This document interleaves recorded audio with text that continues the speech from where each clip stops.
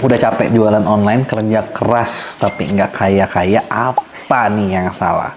Gue yakin sampai sekarang masih banyak seller, atau bahkan mungkin affiliate ya, teman-teman affiliate juga ngerasa nih kan kayak, gue udah kerja banyak loh, gue bikin konten banyak, gue udah nge-live, apalagi kalau seller nih, udah bikin barang, nyiapin order, balesin chat, udah ngurusin iklan sendiri, bener nggak? Mantengin semuanya, packing, ribut sama ekspedisi gara-gara nggak telat ngirim atau nggak di scan bener nggak? Capeknya udah, kayaknya belum. Ada apa nih yang salah nih, bener nggak? Nah, buat lo yang ngalamin ini, gue jujur ya, gue cerita gue pernah ngalamin. Gue pernah di posisi lo gitu kan, dan gue nemuin sih gimana solusinya, dan ini mau gue bagiin ke lo. Jadi gimana caranya biar lo kerja keras tuh jangan kerjanya doang gitu kan, kita pengen dapat kayaknya, bener gak? Gimana caranya, ini kita bahas. Tapi sebelum gue mulai, buat kalian yang baru nonton, jangan lupa buat klik tombol subscribe-nya dan aktifin lonceng notifikasinya ya. Yuk kita mulai. Nah, jadi gini, kalau udah kerja keras, capeknya udah, kayaknya belum, gue cuma bilang satu kata, lo percaya sama gue, lo lagi capek di lahan yang salah. Kenapa gue bilang lu lagi capek di lahan yang salah? Karena kalau lahan yang bener, gitu ya, sebego-begonya lu, sebodoh-bodohnya lu, tetap pasti ada untungnya. Pasti bakal ada hasilnya. Contoh gini deh, gitu. Gue mau tanya sama kalian, siapa di sini yang lu lagi ada main saham, forex, kripto dan lain sebagainya? Coba kasih tahu dong. Gue pengen tahu teman-teman seller ada nggak, kasih tahu gue di komen. Nah, kenapa gue bahas ke situ gitu? Karena gini. Kalau lu bahas, lu ada main investasi ya, finance market.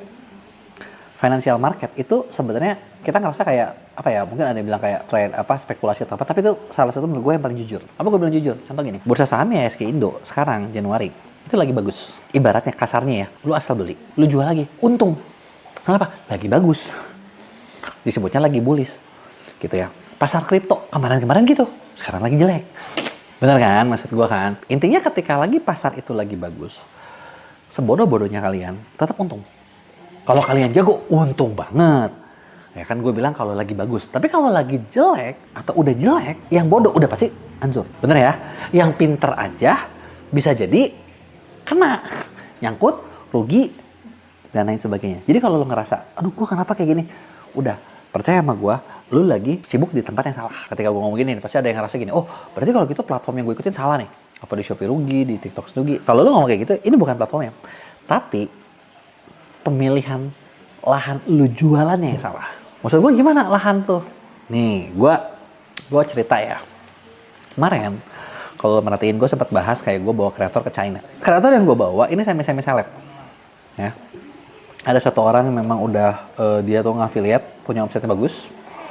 Ada gue tuh bawa 6 ya. Ada 3 orang. Dia tuh bisa dibilang semi seleb lah. Kenapa gue bilang semi seleb? Semi seleb itu pernah jadi seleb, pernah masuk di TV, pernah viral banget, pernah terkenal, tapi maksudnya kayak eranya memang udah agak lewat gitu loh. Dan mereka sekarang lagi fokus di affiliate gitu kan. Tapi kalau ditanya masih terkenal nggak ya? Lumayan. Butuh duit gak? Enggak. Ini orang-orang yang gue tahu dan gue juga kaget kayak, anjir, nih lu ngafiliat ngapain sih? Ini kayaknya lu lagi cuma cari kesibukan doang nih. Karena gue tahu lu kaya banget anjir basicnya. Gitu ya. Oke, 3 orang seperti itu.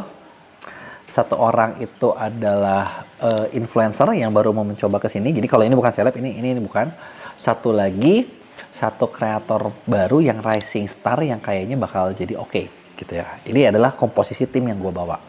Apakah mereka semua udah nge-live dan punya GMV besar? No. Dari 6 yang udah punya menghasilkan itu cuma 2. Jadi 4 itu kayak ya udahlah biasa aja. Gitu ya. 2 lumayan, 2 lagi malah bisa dibilang agak pemula. Nah, kita main live stream selama 8 hari dan semua ternyata punya omset di atas 300 juta dalam 8 hari. Artinya hasil kita dapat nih. Kita hasil dapat nih. Padahal kalau pas lagi prosesnya, itu cewek-cewek banyak yang sampai nangis, guys. Bukan ditekan sih, karena aduh kok gue gak laku ya, sedih banget gitu kan. Apalagi kalau orang yang misalnya ngerasa kayak gue tuh pernah terkenal kayak, ini gue salah apanya nih gitu kan. Kok orang-orang gak suka sama gue lagi, pada gak support sih, pada gak beli sih, gitu lah kurang lebihnya.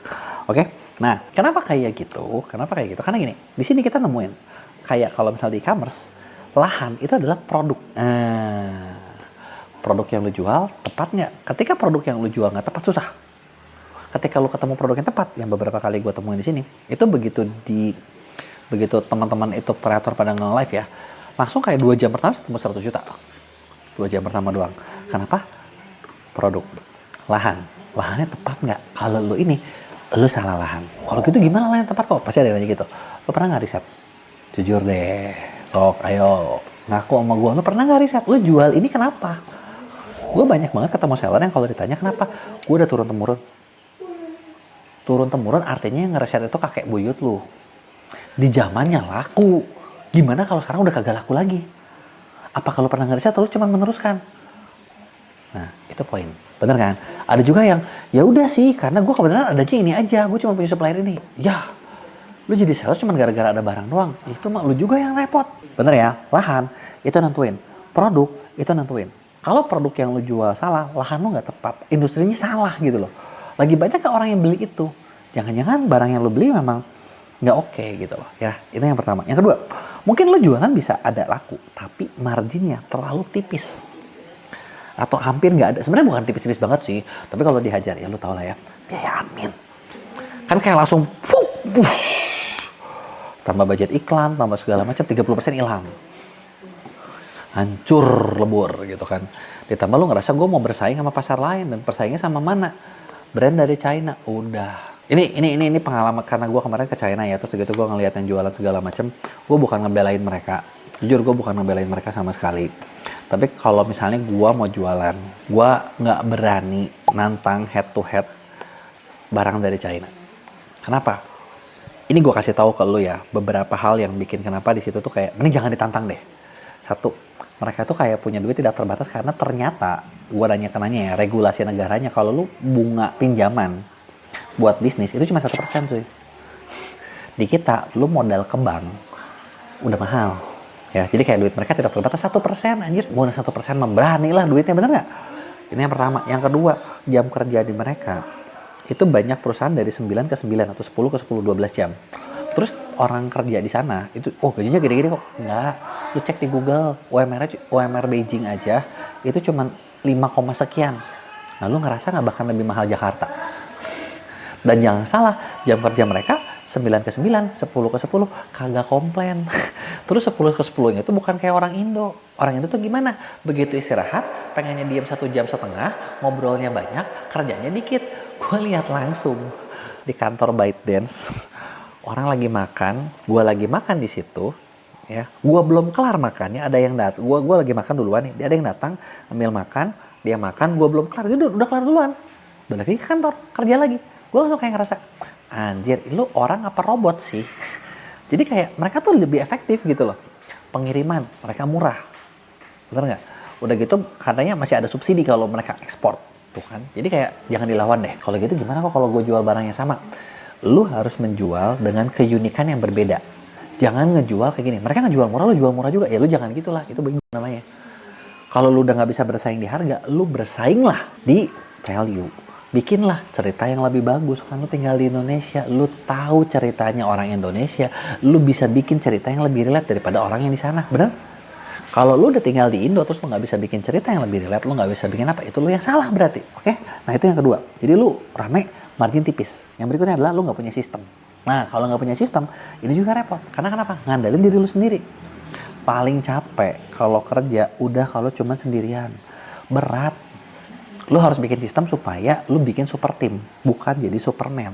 Karena kalau lu Superman, aduh capek deh. Beneran. Carilah super team yang bakal bantu lu, bisnis lu lebih berkembang. Nah, dan biasanya yang bikin ngerasa susah adalah lu udah tahu, lu salah. Ya kan, mungkin kalian ngalamin, kayaknya gue salah deh. Tapi kalian takut berhenti dan ganti arah. Gara-gara kalau gue pindah jadi lebih buruk gimana? Gue bukan nyuruh lu kayak, oh kalau gitu tutup bisnis lu terus langsung rubah. Enggak. Lu kenapa nggak mencoba sambil jalan dilihat gitu loh. Karena kalau lu salah arah, lu salah margin, lu salah sistem, lu terusin bablas. Dan biasanya lu nggak punya strategic partner. Nah, strategic partner inilah yang penting. Strategic partner itu buat apa sih? Sekarang gini deh, lu bayangin, lu adalah seorang pemain sepak bola superstar. Sehebat apapun lu, mau lebih hebat dari Ronaldo dan Messi sekalipun, kalau lu nggak punya pelatih, lu main sendiri, lu nggak akan pernah tahu di mana salahnya. Lu nggak akan pernah tahu di mana kurangnya. Maka dari itu, mungkin lu butuh strategic partner buat ngasih insight, buat ngasih masukan-masukan. Makanya gue bikin satu program namanya konsultan ordal. Di situ kita udah nyiapin tim konsultan buat ngebedahin, buat ngeliatin, buat mencari di mana kurangnya, buat mencari di mana missnya. Kurang dan missnya itulah yang kita bakal benahin supaya bisnis kalian jadinya lebih bagus. Bisnis kalian jadi lebih bagus, bisnis kalian bisa lebih berkembang, itu ketika ada orang yang ngebantu mengarahkan. Nah, jadi kalau lo yang misalnya butuh strategic partner, lo bisa kerja sama kita biar kita yang bantuin, liatin miss lo di mana, kurang lo di mana, apa yang perlu dibenahin, apa yang bisa dilakuin, dan ketika di situ biasanya bisnis itu bisa lebih berkembang. Nah, satu program ordal itu rata-rata tuh satu projectnya 3-6 bulan. Dan 80% klien, karena setiap klien yang masuk kita langsung bikinin goal settingan.